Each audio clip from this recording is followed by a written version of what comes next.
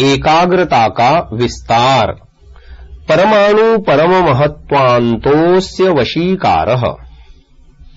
महर्षि पतंजलि जी एवं वेद व्यास जी ने मैत्री करुणा मुदितोपेक्षाणाम भावनातश्चित्त प्रसादनम सूत्र से लेकर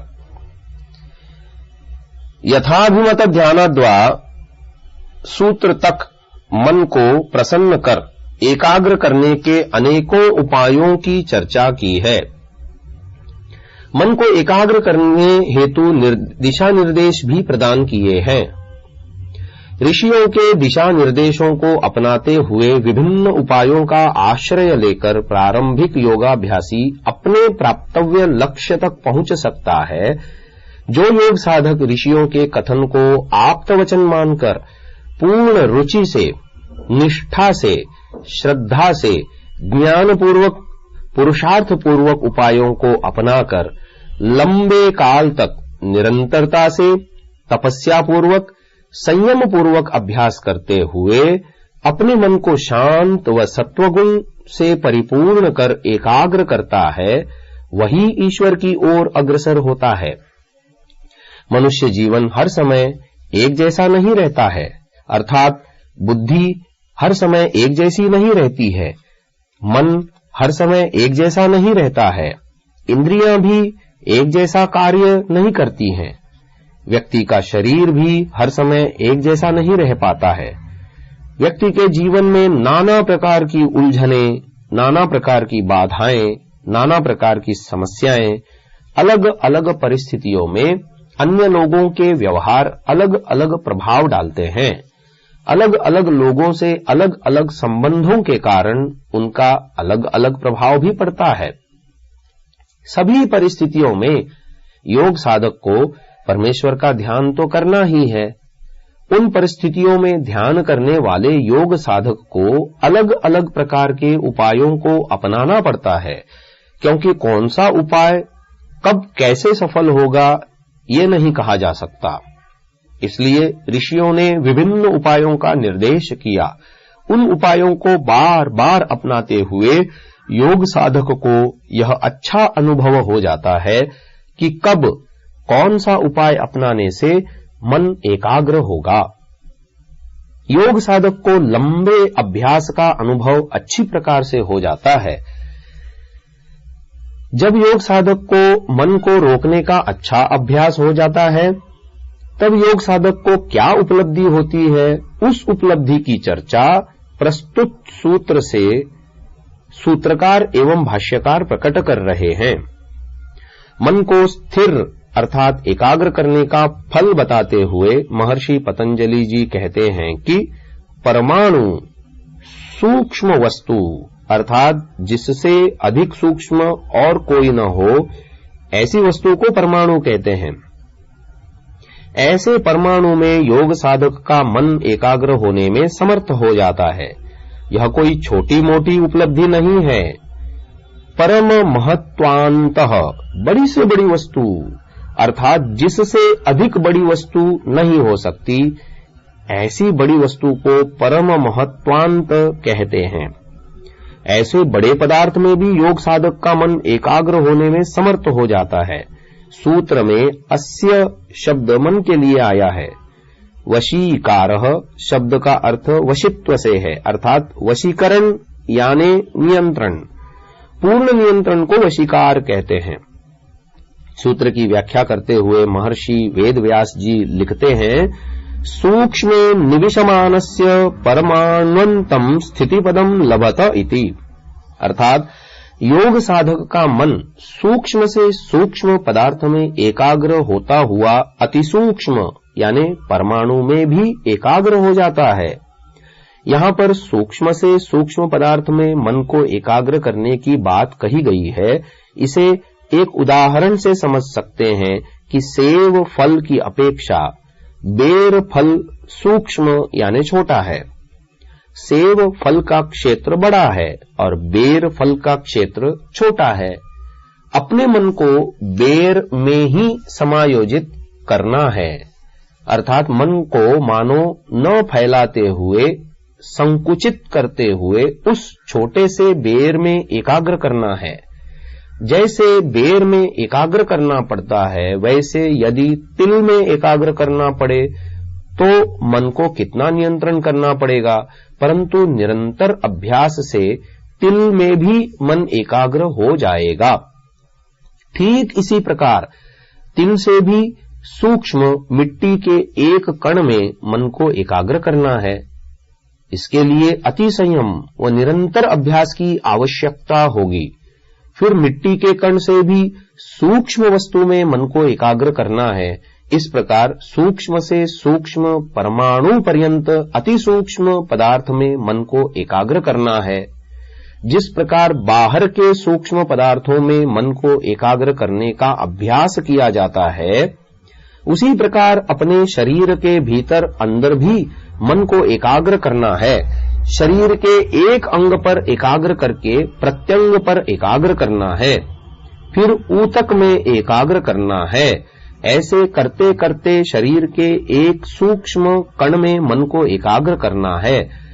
बाहर के पदार्थों में मन को एकाग्र करने की अपेक्षा शरीर के अंदर एकाग्र करना अधिक कठिन होता है, और अंदर एकाग्र करने का अभ्यास ही सर्वश्रेष्ठ कहलाता है, क्योंकि अंततोगत्वा हमें शरीर के अंदर ही समाधि लगानी है। इसीलिए अधिक पुरुषार्थ शरीर के भीतर करना चाहिए। महर्षि वेदव्यास जी आगे लिखते हैं, स्थूले निविशमानस्य परम महत्वांतम स्थिति पदम चित्तस्य।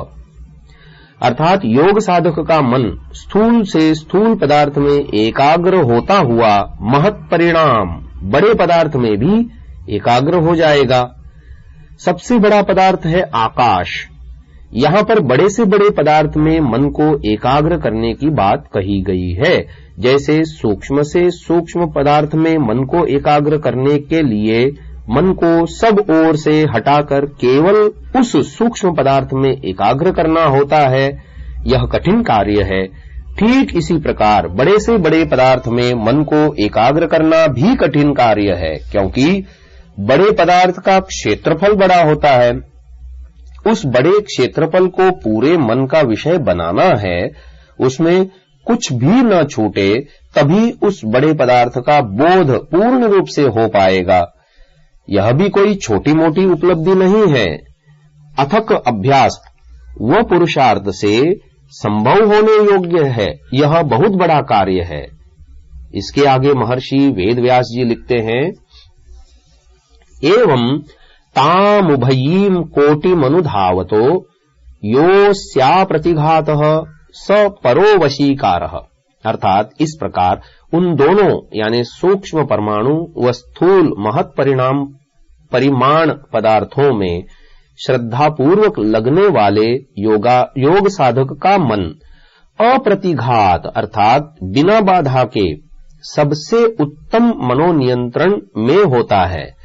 मन के इस उत्तम मनोनियंत्रण को वेद व्यास जी ने परोवशीकारः शब्द से कहा है। सूत्रकार महर्षि पतंजलि जी ने सूत्र में वशीकारः शब्द से निर्देशित किया था, और भाष्यकार ने परः शब्द को वशीकार के साथ जोड़कर और अधिक महत्व दिया है। इससे यह स्पष्ट होता है कि योग साधक मन को एकाग्र करने के लिए अलग अलग उपायों को अपनाकर कितना पुरुषार्थ करता है। यह बात योगाभ्यास में रत योग साधक ही समझ पाएंगे, क्योंकि जिस विषय में जो पुरुषार्थ करते हैं उस विषय को वे ही भली भांति समझ सकते हैं, अन्य जन उतना अनुभव नहीं कर पाते हैं। विषय का उपसंहार करते हुए महर्षि वेदव्यास जी लिखते हैं, तद्वशीकारात् परिपूर्णम योगिनश्चित्तम न पुनरभ्यास कृतम परिकर्मापेक्षत इति। अर्थात उस उत्तम मनोनियंत्रण से परिपूर्ण योग साधक का मन इतना सधा हुआ हो जाता है कि योग साधक को मन को रोकने के लिए इधर उधर भटकने की आवश्यकता नहीं रहती है। अर्थात योग साधक को मन को एकाग्र करने के लिए तरह तरह के उपायों को अपनाने की आवश्यकता नहीं रहती है। एक उपाय से मन एकाग्र नहीं हो रहा है तो दूसरे उपाय को लगाकर एकाग्र कर लिया जाए। ऐसा नहीं होगा, क्योंकि योग साधक उन उलझनों, बाधाओं, समस्याओं, कठिनाइयों से ऊपर उठ चुका होता है। अब किसी भी काल में, किसी भी स्थान में, किसी भी प्रसंग में बड़ी सरलता से योग साधक अपने मन को तत्काल एकाग्र करने में कुशल हो चुका है। इसीलिए महर्षि जी कह रहे हैं कि अब योग साधक को मन को रोकने का, किसी भी प्रकार का अभ्यास करने की कोई आवश्यकता नहीं पड़ती है। योग साधक मन को एकाग्र करने का संकल्प लेकर मन को किसी भी सूक्ष्म से सूक्ष्म पदार्थ या स्थूल से स्थूल पदार्थ में सरलता से एकाग्र कर लेता है। इसलिए प्रारंभिक योगाभ्यासी को चाहिए कि वह ऋषियों के द्वारा प्रदर्शित दिशा निर्देशों को अपनाकर जिस किसी भी प्रकार से मन को एकाग्र करने के लिए जितने भी उपाय हो सकते हों उन्हें अपनाए। किसी भी योग साधक को मन को एकाग्र करने में ढिलाई नहीं बरतनी चाहिए, क्योंकि अनेकों बार योग साधक कुछ ही उपायों को अपनाकर यदि मन को एकाग्र नहीं कर पाते हैं तो हताश निराश होकर मन को एकाग्र करना ही छोड़ देते हैं। ऐसा करने से कभी भी मन पर नियंत्रण नहीं हो पाएगा। प्रयास कर करके जब छोड़ दिया जाता है तो और अधिक गिरावट आती है, जिससे योग साधक और पीछे पीछे चला जाता है। इसलिए इस विषय में योग साधक को अत्यधिक जागरूक रहना पड़ता है। चाहे कितनी ही बार मन को एकाग्र करने में असफलता मिले, परंतु अभ्यास को दीर्घकाल तक निरंतर विद्यापूर्वक, तपस्यापूर्वक, श्रद्धापूर्वक, संयम पूर्वक करने से लक्ष्य अवश्य ही मिलेगा। यही अभ्यास की महानता है।